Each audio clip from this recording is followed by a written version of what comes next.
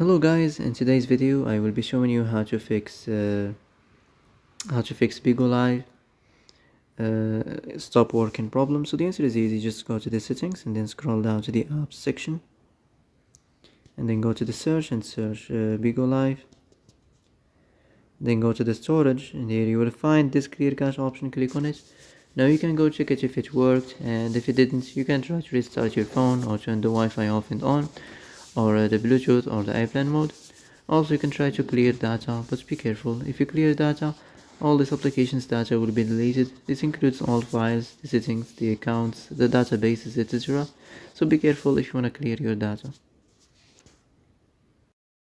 And that's it for today's video. I hope this is the answer you've been looking for. If you like this video, don't forget to like and subscribe, and see you in the next video. Thanks for watching.